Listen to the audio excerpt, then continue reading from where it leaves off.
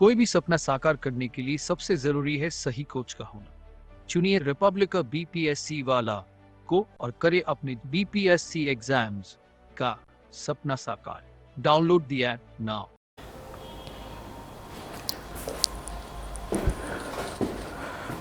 Hello friends, कैसे हैं आप लोग। आई होप कि आप सब लोग अच्छे होंगे।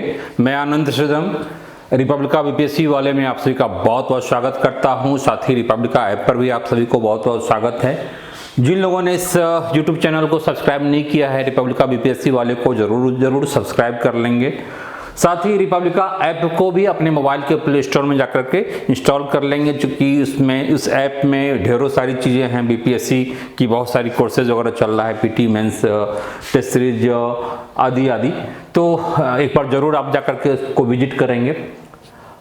आपके सामने एक क्वेश्चन लिखा हुआ है, एक इशूज लिखा हुआ है। वह यह कि किसी भी प्रश्न में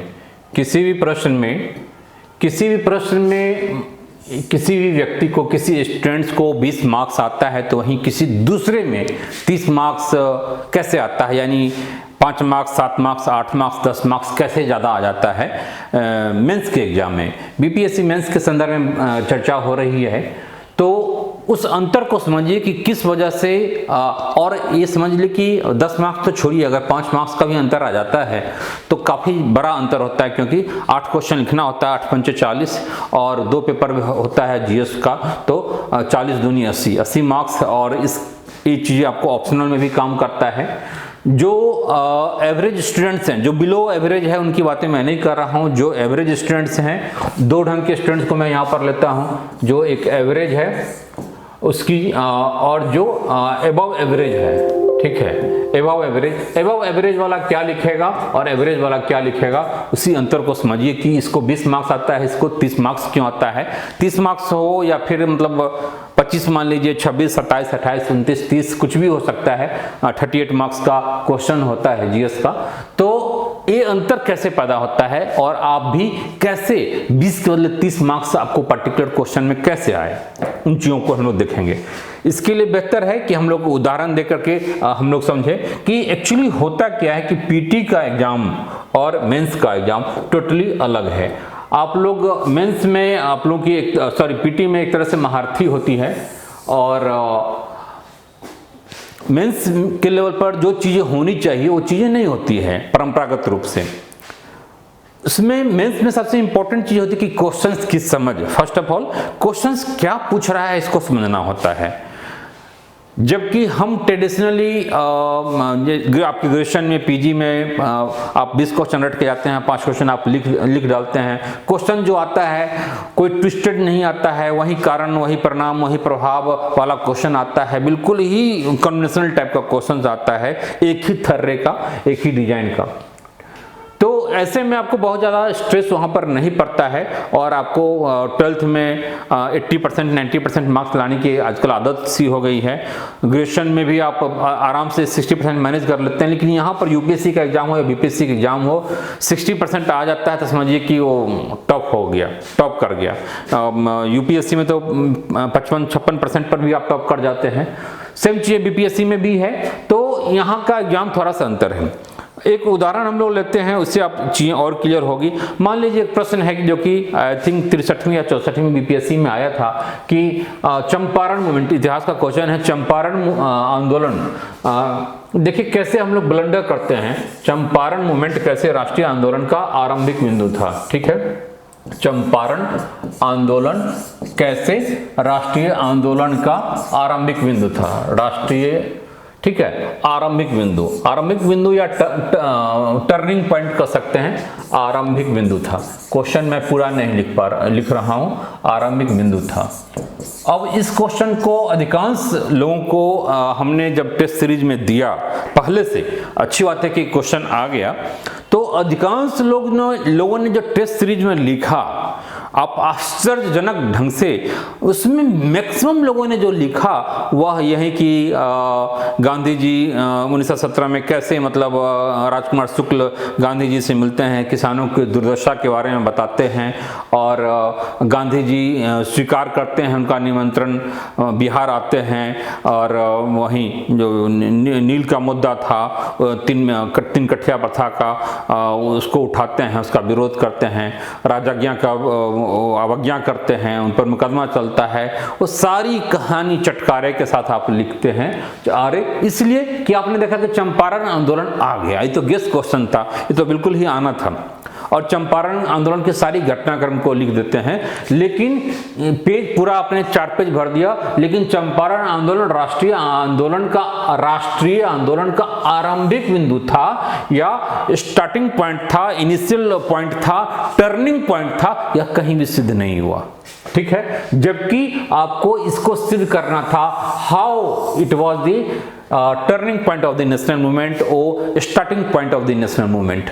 ठीक है, स्टार्टिंग का मतलब होता है क्या होता है कि किसी भी चीज को यहां से स्टार्ट करते हैं, फिर यहां आता है, फिर यहां आता है, फिर यहां आता है, अंतिम सोपान तक पहुंचता है। आपकी घटनाक्रम के चर्चा से कहीं भी यह प्रूव नहीं हुआ कि यह राष्ट्रीय आंदोलन का आरंभिक बिंदु था। अधिकांश लोग टेस्ट सीरीज में आप लिखें, जो लोग अभी सुन रहे हैं संभवतः आप भी ऐसा ही लिखेंगे।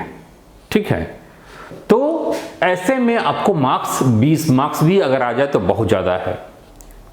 आपने कुछ भी काम की चीजें नहीं लिखा, यह कुछ ऐसे ही बातें हो गई जैसे किसी एक एग्जाम में आ गया था कि पानीपत की युद्ध की चर्चा करें इतिहास के क्वेश्चन में, तो उसके पास तथ्य नहीं था लेकिन शब्दों से खेलने की गजब की क्षमता आप लोगों में होती है, वही चीजें उसमें था। तो लिखता कि पानीपत का युद्ध 2 सेनाओं के बीच में लड़ा गया।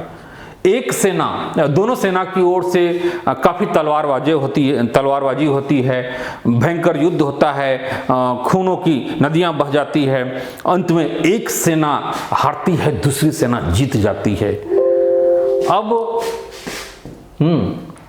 अब बताइए, जो सेना जीतती है उसको सत्ता प्राप्त होता है।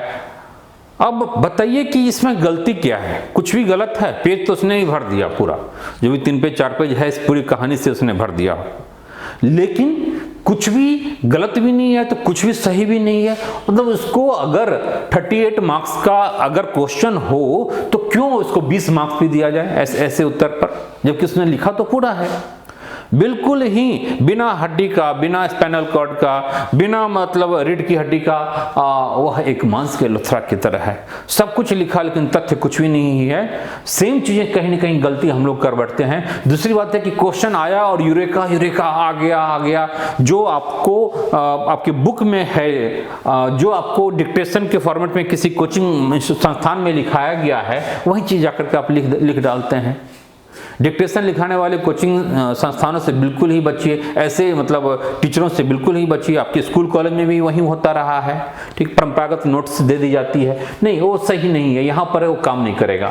ठीक है, तो यहाँ पर मैथ की थ्योरम की तरह you will have to prove that Champaran movement was the starting point of the national movement, it was the turning point of the national movement. ठीक है, तो उसको प्रूव करने के लिए मान लिया टर्निंग शब्द है, दोनों में भी अंतर आ जाएगा। अगर टर्निंग पॉइंट है और आरंभिक बिंदु है, दोनों के आंसर में भी जगह जगह बदलाव आता रहेगा। अब मान लीजिए टर्निंग पॉइंट है, तो टर्निंग पॉइंट मतलब क्या होगा कि कोई भी चीजें मान लीजिए ऐसे नीचे से आ रहा है, कोई भी चीज नीचे से आ रहा है तो ऐसे 90 डिग्री पर घूम गया, ये टर्न कर गया, या फिर यू टर्न ले लिया, यू टर्न ले लिया, आप ये भी कर सकते हैं। और यहां से एक नए ढंग से चल रहा है, तो आपको इस रूप में फिर ऐसे चल रहा है, ऐसे आरंभिक बिंदु है तो दिखाना होगा कि ये स्टार्टिंग आरंभिक बिंदु एक नई शुरुआत है, टोटली अलग है। यहाँ पर यू टर्न लेता है या 90 डिग्री पर चीजें मुड़ती है, फिर सोपान आरंभिक बिंदु से सोपान की तरफ बढ़ता है, यानी एनसीएम की तरफ बढ़ता है, यानी असहयोग आंदोलन हो गया, सीडीएम हो गया, क्विट इंडिया मूवमेंट हो गया, और अंततः क्या है, आजादी। 15 अगस्त को हमें आजादी मिलती है। तो आपको दिखाना होगा कि चंपारण आंदोलन में ऐसे कौन सी बिंदु थे जो पहले की आंदोलनों से भिन्न था। चाहे वह नेतृत्व के स्तर पर हो, चाहे वह कांग्रेस के स्तर पर हो, चाहे जनता की भागीदारी के स्तर पर हो, ब्रिटिश मानसिकता के स्तर पर हो, लोगों की जन जुड़ाव के स्तर पर हो, तौर तरीका के स्तर पर हो, ये सारे आपके पॉइंट। अभी मैं डिटेल में नहीं जा रहा हूं क्योंकि हिस्ट्री का क्वेश्चन मैं नहीं पढ़ा रहा हूं, अभी मैं केवल एक नमूना दिखा रहा हूं कि कैसे आपको किसी को 20 मार्क्स और किसी को 30 मार्क्स आता है। कंटेंट के लेवल पर भी मैं नहीं जा रहा हूं, उस पर जाऊंगा। राइटिंग स्किल, राइटिंग स्पीड है या फिर अच्छी हैंड राइटिंग है, वो सब फैक्टर है, उस पर मैं कभी और आऊंगा।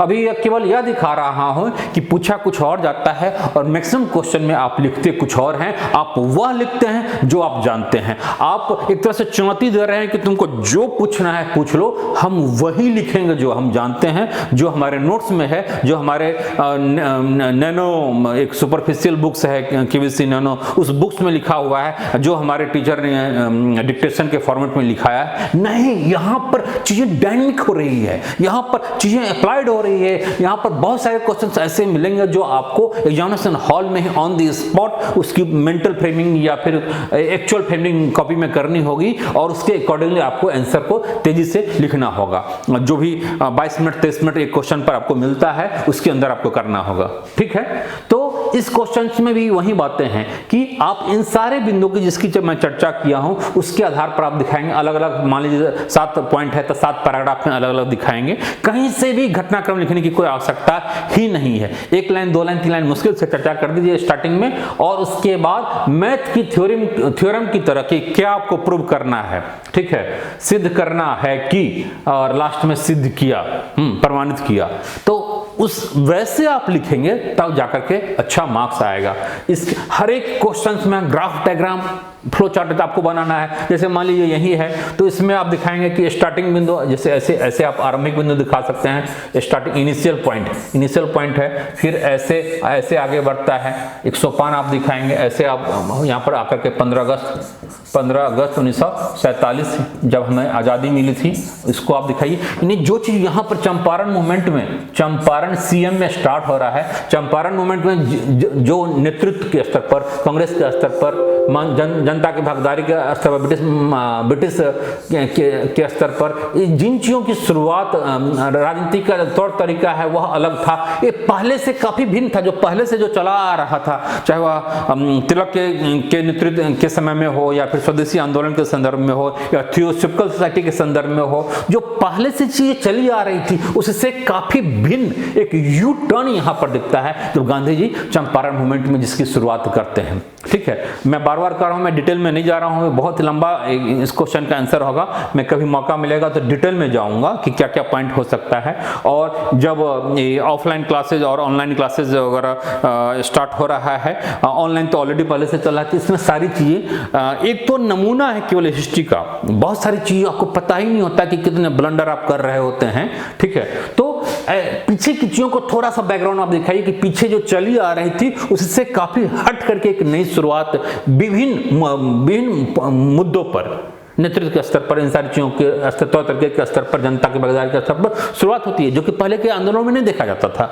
लेकिन यहाँ जिस चीज की शुरुआत होती है इन विभिन्न चीजों का, वो उसी की अगली परिणति एनसीएम है। एनसीएम यानी non cooperation movement, CDM quit India movement में भी देखा जाता है, और इसी की अंतिम परिणति के रूप में यहाँ पर हमें आजादी के रूप में आजादी मिलती है, जिसकी शुरुआत यहाँ चंपारण से हुई थी, वहीं आजादी के रूप में यहाँ पर दिखती है। ऐसे आप लिखेंगे तो आपका उत्तर अच्छा माना जाएगा। जो पूछा गया है वह आप लिखेंगे, न कि चुनौती आप देंगे कि तुमको जो पूछना है पूछो, हम वही लिखेंगे जो मैं जानता हूं। और मैक्सिमम क्वेश्चन में बात मान के चलिए हम यही करते हैं। बात बनाने की, शब्दों से खेलने की ऐसी क्षमता होती है कि अधिकांश मतलब समझिए कि अंतिम प्रश्न, अंतिम 1.5 प्रश्न तो ऐसे ही आप लिखते हैं कि बस शब्द कुछ 2-4 पॉइंट आया और खेल गया शब्दों के साथ। दूसरी बात है कि बात केवल अंतिम प्रश्न का नहीं है, बहुत सारे ऐसे क्वेश्चन होते हैं जो आप जानते हैं या फिर अच्छा कर सकते हैं, लेकिन आपको ये सारी चीजें पहले से दिमाग में नहीं डाला गया है। वो तौर तरीका सबसे महत्वपूर्ण है, स्किल को सीखना कि मेंस में अच्छा आंसर कैसे लिखते हैं। अच्छे आंसर को लिखने के लिए एक एक शब्द जो क्वेश्चन में होता है, मैं किसी दिन आऊँगा इसमें एक एक किसी क्वेश्चन को, प्रीवियस ईयर के क्वेश्चंस को, और जो लोग भी ऑफलाइन में जुड़ते हैं आप आइए और डायरेक्ट एक एक प्रश्न जो प्रीवियस ईयर का आया हुआ है 10 साल 15 साल 20 साल का, उस सब पर हम लोग चर्चा करेंगे। ठीक है, रिपब्लिका बोरिंग रोड में है, बसंत विहार लेन में, हाउस नंबर 19, और वहाँ पर आप आकर के ऑफलाइन क्लास भी कर सकते हैं, ऑनलाइन तो पूरी इंडिया से कहीं से भी कोई भी कर सकते हैं, लोग कर रहे हैं। साथ ही टेस्ट सीरीज में भी हमें बात है, टेस्ट सीरीज 9 अक्टूबर से स्टार्ट हो रहा है। तो आप यहाँ पर ऐसे अगर 100 क्वेश्चन की तैयारी कर लिया 100-150 क्वेश्चन की तैयारी कर लिया, हिस्ट्री हो, चाहे पॉलिटी हो, इकोनॉमी हो, साइंस टेक हो, डीआई हो, डीआई में प्रैक्टिस काफ़ी महत्वपूर्ण है। और ये जो मैं बोल रहा हूँ ये तो हिस्ट्री की एक छोटा सा नमूना है, हिस्ट्री में तो फिर भी गलतियाँ आप कम करते हैं, असली गलती आप साइंस टेक में करते हैं, असली गलती आप इकोनॉमी में करते हैं, काफ़ी ज़्यादा करते हैं। ठीक है, हिस्ट्री में मान लीजिए जैसे प्रश्न आ जाता है कि मौर्य कला का वर्णन करें और वर्तमान संदर्भ में इसके प्रभावों को स्पष्ट करें, प्रश्न आया भी हुआ है, आई थिंक 65वीं में शायद आया हो। तो वहां पर आप बका जाते हैं या फिर उस चीज को छोड़ देते हैं कि अरे यार, या फिर समझते हैं कि ऐसे ही लिख दिया गया है प्रभाव, मौर्य कला का प्रभाव को आप दिखाइए, तो प्रभाव ऐसे ही लिख दिया गया है, मतलब उसका कोई ये नहीं है, आप उसको छोड़ देते हैं, या फिर एक लाइन में कि इसका काफी व्यापक प्रभाव था। नहीं, टेल क्वेश्चन है, टेल, इसलिए टेल क्वेश्चन में कम से कम 20-25% आप अपना वहां पर हिस्सा डालेंगे, टेल क्वेश्चन पर आप डालेंगे। प्रभाव में आपको दिखाना पड़ेगा कि पॉलिटिकल लेवल पर है या फिर इंटरनेशनल लेवल पर है, सोशल कल्चर लेवल पर है, इकोनॉमिकल लेवल पर क्या मतलब लोगों का असर पड़ा, मैं डिटेल में बताऊंगा। ठीक है, घबराइए नहीं। तो उसी से किसी को 20 मार्क्स आ जाता है, और आपने टेल को फुल्ली लिखा है तो उसको 30 मार्क्स आ जाएगा। तो टेल पार्ट को कभी भी इग्नोर नहीं करना चाहिए, that is also part of the questions. जो क्वेश्चंस में एक एक वर्ड महत्वपूर्ण होता है, क्वेश्चन लिखने का तरीका यही है, और यही चीजें आपको यहाँ सिखाया भी जाएगा। तो आई होप कि आप इस स्किल को सीखेंगे, और इस स्किल को सीखेंगे तो सर्टेनली हर एक एग्जाम, हर एक क्वेश्चन में 5 मार्क्स का आपको फायदा होने वाला है। 8 पंच 40, 8 क्वेश्चन लिखना होता है, 40 मार्क्स का 2 पेपर हो गया, 80 मार्क्स हो गया, और इसका फायदा आपको ऑप्शनल में भी मिलेगा। तो इस कला को हम लोग जानेंगे, और ऐसे हजारों नहीं सॉरी सैकड़ों क्वेश्चन को, 100-150 क्वेश्चन को अगर अच्छे ढंग से कर ले तो निश्चित रूप से आपकी सफलता को कोई नहीं रोक पाएगा। बहुत ही अच्छा मेंस 67वीं में एक बहुत ही गोल्डन अपॉर्चुनिटी है, इस अपॉर्चुनिटी को आप लोग हाथ से नहीं जाने देंगे जिनका स्कोर अच्छा है, क्योंकि इसमें 68वीं में फिर आपका होगा नहीं होगा, उसमें चेंजेस की बातें भी हो रही है। और आपको टाइम भी, जब मेंस का आप एग्जाम देंगे तो 31 दिसंबर तक मेंस का ही एग्जाम होगा, एक सप्ताह के बाद 8 जनवरी को पीटी का एग्जाम होगा। तो इसीलिए आप ना घर का रहेंगे ना घाट का रहेंगे, अगर पीटी अगर 67वीं में फाइनल सिलेक्शन नहीं हुआ तो फिर 68वीं का पीटी ही आपका रुक जाएगा, क्योंकि उसमें चेंजेस आने वाला नहीं, चेंजेस आएगा फिर भी आप वहां पर आपका रुक सकता है। तो ऐसे में ना घर का ना घाट का, इसीलिए इमीडिएटली लग जाइए। आप हमसे, रिपब्लिका से, यहाँ पर अलग अलग सब्जेक्ट्स के टीचर हैं, आप आइए, हेल्प लीजिए, और एक वर्ल्ड लेवल की कंटेंट है, मटेरियल है, एक अंडरस्टैंडिंग है, एक राइटिंग स्किल है, वो डेवलप कीजिए। फैक्ट्स एंड फिगर है, कैसे करंट से अपडेट करते हैं, चाहे वो पॉलिटी का क्वेश्चन हो, इकोनॉमी तो खैर पूरा का पूरा करंट से ही कोरिलेटेड होता है, इंटरनेशनल रिलेशन तो है ही, इवन कि कुछ चीजें तो मान के चलिए कि हिस्ट्री में भी जहां हम जोड़ सकते हैं, कोई चीजें ज्ञानवापी की घटना है, या कहीं कोई खुदाई हुआ है, नई सभ्यता का विकास हुआ है, कुछ भी है, तो मतलब जैसे मौर्य कला का प्रभाव जैसी चीजों को आप दिखा सकते हैं, वर्तमान समय में क्या इसका प्रभाव रहा है। ठीक है, जैसे मान लीजिए संसद भवन पर वह जो राजकीय चिन्ह लगाया गया तो उस पर काफी विवाद हुआ, तो ऐसी आखिर क्या चीजें थी कि मतलब राजकीय चिन्ह के रूप में आजादी के बाद उसी को लिया गया, ये प्रभाव नहीं तो और क्या है। मौर्य कला का प्रभाव देखिए कि उस राजकीय चिन्ह को, जिसको सम्राट अशोक ने बनाया था, वह चीजें आज भी है, इस मॉडर्न युग में भी राजकीय चिन्ह उसको रखा गया है। ठीक है, और तो इन चीज़ों को बस केवल चर्चा मात्र कर देनी है, बहुत ही अच्छा मार्क्स आएगा। और फ्लो चार्ट ग्राफ डायग्राम मैं सिखाऊंगा, कितने टाइप्स के फ्लो चार्ट ग्राफ डायग्राम वगैरह हो सकते हैं, किन किन स्थितियों में किन किन फ्लो चार्ट ग्राफ डायग्राम का यूज कर सकते हैं। वो 10 टाइप्स, मान लीजिए 10 टाइप्स को हम जान लेते हैं, मैं बता दूंगा कि उसको पहले से ही माइंडसेट में डाल देना है कि ऐसी घटना में फ्लो चार्ट बनाना है, ऐसे में मतलब ग्राफ बनाना है, ऐसे में हमें पाई चार्ट बनाना है, ठीक है, ऐसे में ट्रायंगल बनाना है, ऐसे में हमें चतुर्भुज बनाना है, वो मैं चर्चा कर दूंगा और आप लोगों की आदत में शुमार हो जाएगी, जो कि हमारी ट्रेडिशनली कन्वेंशनली आदत नहीं है। तो सर्टेनली अच्छा होगा। आई होप कि ये चीज़ें आपके लिए काफ़ी सारगर्भित और आपकी फ्रूटफुल रहा होगा। तो आप सर्टेनली इसको लाइक कीजिए, सब्सक्राइब कर लीजिए और ऐसे 100 क्वेश्चंस पर चर्चा करने के लिए आप स्वागत है। आप रिपब्लिका आइए, जुड़िए, इस कोर्स से जुड़िए और जो भी टेस्ट सीरीज है जो 9 अक्टूबर से स्टार्ट हो रहा है, इसमें आप जरूर ज्वाइन कीजिए। 67वीं हो या 68वीं हो, दोनों के लिए भी लगभग वहीं 68वीं वाले भी महीना 1.5 महीना अभी आप यहीं मेंस की ही तैयारी करेंगे जब तक नोटिफिकेशन नहीं आया। और नोटिफिकेशन के बाद या रिजल्ट जैसे ही आ जाता है तो आपको जिनका नहीं होगा 68वीं में इमीडिएटली लग जाएंगे। तो दैट्स ऑल, फिर मिलते हैं, बाय, टेक केयर। इस चैनल को जरूर सब्सक्राइब कर लेना है। All the best.